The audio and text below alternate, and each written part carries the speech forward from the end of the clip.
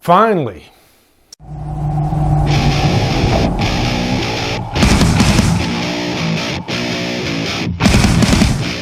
Top Gun Maverick stars Tom Cruise, Jennifer Connelly, Miles Teller, and is directed by Joseph Kosinski. What's up, guys? Boy, has it been a week, past 10 days. I had COVID. And when I say I had COVID, you know how some people have like a mild case of COVID and then they go on with their lives? No, I had the opposite.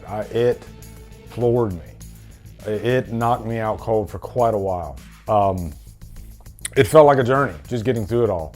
And of course, Top Gun Maverick came out the last weekend, which was when I was pretty much in the trenches, like really, really jacked up. I lost like 15 pounds. My appetite was gone. Every type of sickness that you can think about is what I had. I don't want to get into the gory details, but I'm happy to be here and on the other side of it. And I never had COVID for the entire run of the thing. I was always safe about it and everything. I was vaccinated, but I never had like, a firsthand experience of what it actually was. Now I know. This was unlike any other sickness I've ever had in my life. But we're here to talk about Top Gun Maverick. And this tastes weird, by the way. To be honest, it tastes horrible. It tastes horrible. My taste is completely jacked. But anyway, first let's give you a quick plot synopsis about Top Gun Maverick. This movie is a sequel, a direct sequel to the original from, I think, the mid-'80s, somewhere along the way. Going into this, I am not a Top Gun fanatic or anything like that. Yes, I've seen the original, but I didn't remember too much about it, outside of the famous scenes that people seem to constantly harken back to, even the love scene. It's a product of the 80s, 100%. Don't get me wrong.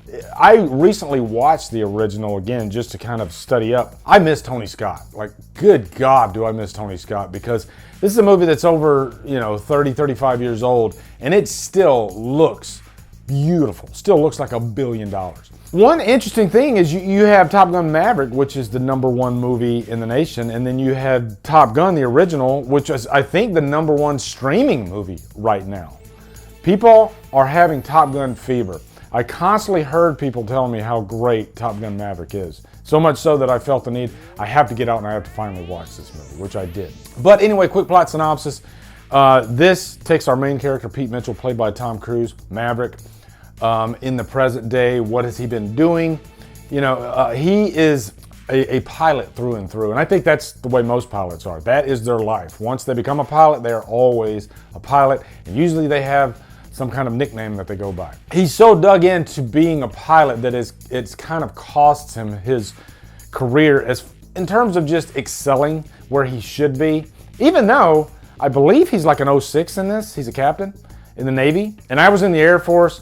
The rank structure for the Navy might be the wildest out of all 4 branches of service, okay? I'll say that. I think their captain is equal to our full bird colonel, and he does have like a colonel's insignia on him in this movie. But, he should be a general by now. This is 30-something years later, right? But there is this young group of whippersnappers that are in the elite pilot program, Top Gun, much like when he was, a student back in the day. And so he is chosen to prepare them for this mission that is almost impossible. It's a mission where they have to fly their planes at a very low altitude, and if they come up, they will be in enemy territory and they will be gunned down. So this is no joke. This isn't just like, a flight simulator type movie. And let's go for the gusto and kick ass. No, the lives are at risk. And to make matters worse, his partner from back in the day, Goose, who passed away in the original movie, his son is played by Miles Teller. He plays a character called Rooster. And there's this constant friction and tension between Maverick and Rooster throughout this movie because Maverick held him back. He was trying to be more of a fatherly figure to him, and Rooster holds that against him. And so that's like the emotional core of this movie. And by the way, Goose is honored so beautifully throughout this movie. And it's not like thrown in your face. It's more of like an undercurrent type thing. But to me, this is like Goose's movie.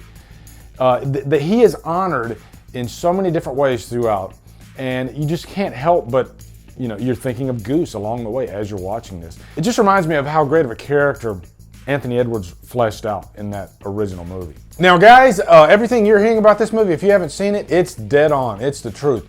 This is an experience. You have to see this in the theater. The flight scenes, this is real stuff. There was an intro with Tom Cruise talking about how they, shot this movie in real F-18s. And man, you get a feeling of what it's like to be in an airplane, feet to the fire. And a lot of it feels pretty damn dangerous, So hats off to Tom Cruise and Joseph Kosinski for putting this thing together, which they spent like the last couple of decades trying to get this thing off the ground. And I think sometimes timing is a real thing, because this was supposed to come out at least a year ago, I think. But I think this was a movie that everyone needed right now. And I went to a matinee at like 12, noontime today, and it was packed. And I didn't expect that. But, I could tell that everybody was just lapping this movie up and loving the hell out of it. Every age range, every demographic was in the theater just enjoying the hell out of this.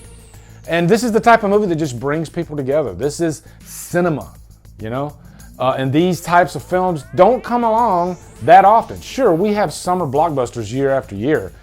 A lot of them are crap. This is not that. This is a beautifully orchestrated, well put together film. And I don't mean that by just the special effects, by the realism of it, but also just the characters. Talking about how Goose is kind of like that emotional backbone throughout, There's so many almost like tear-jerking moments throughout. And it's done even better, I think, than the original movie. Like, a lot of people say this is better than the original movie, but this movie depends on the original movie to be as emotionally effective as it is. If you didn't have that emotional backbone, then it wouldn't be as effective. These characters wouldn't be as strong, And that's just because of what has come before. My biggest issue, I guess, with the movie, and it's not really an issue, is Jennifer Connelly, who does a great job in the movie, okay? This is not her fault at all. And sure, there's a little bit of controversy with Kelly McGillis in the background. People after 30 years, it's believable that he wouldn't be with that character. But I think it's just the way the situation was handled behind the scenes that kind of makes it ugly. So when you see them building this relationship between Maverick and Jennifer Connelly's character throughout, it's a little bit of salt on the wound. Let's just put it this way, that was my least favorite part of the movie. It's not bad, and the movie's paced beautifully throughout, but it's more about just this emotional relationship between Maverick and Rooster. That's the big thing. And all the cadets, the young cadets throughout, each of them has their own little personality too, They don't take over the movie, of course, but they're not annoying, So there was some tender love and care given to most of these characters. And you want that in a Top Gun movie. But Top Gun Maverick will be probably the movie to beat in terms of like the feel-good movie of the year. You just walk out of this movie with just a big grin from ear to ear. It feels like a roller coaster ride. It feels like that. Again, they don't make too many movies like this that are that effective. So hats off to Tom Cruise and company for putting this thing together. It was wonderful. Definitely giving it a strap on an iron, for sure. So guys, I'm sure most of you have seen this by now. Let me know your thoughts on Top Gun Maverick in the comments. Looking forward to hearing them. Also, be sure to come over to Killer Flicks, where we talk horror all day and every day. And on Fridays, we do Free for Fridays. Follow my Drumdums on all my socials. Support me on Patreon. Buy me a coffee. Anyway, guys, thank you so much for watching. Have a great day. Drumdum out.